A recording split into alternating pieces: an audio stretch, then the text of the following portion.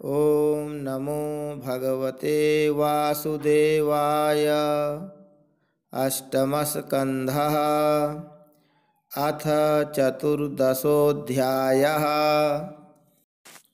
राजोवाच मन्वन्तरेषु भगवन् यथा मन्वादयस्त्विमे यस्मिन् कर्मणि येन नियुक्तास्तद्वदस्व मे।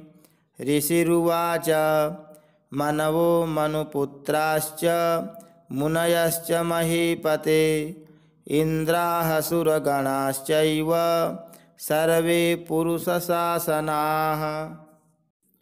यज्ञादयो याः कथिताः पौरुष्यस्तनवो नृप मन्वादयो जगद्यात्रां नयन्त्याभिः प्रचोदिताः।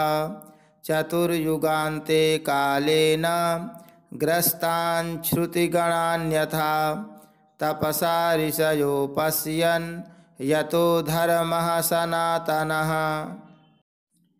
ततो धर्मं चतुष्पादं मनवो हरिणोदिताः युक्ताः सञ्चारयन्त्यद्धा स्वे स्वे काले महीं नृप।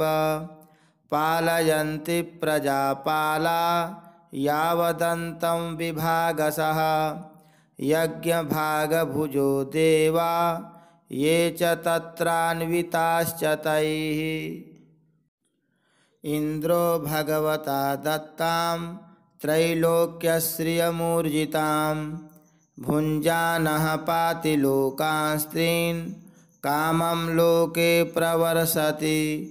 ज्ञानं चानुयुगं ब्रूते हरिः सिद्धस्वरूपधृक् ऋषिरूपधरः कर्म योगं योगेशरूपधृक्।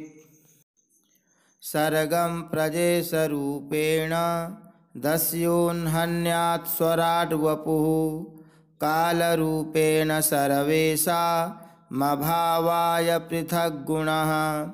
स्तूयमानो जनैरेभिर्मायया नामरूपया विमोहितात्मभिर्नाना दशनैर्न च दृश्यते।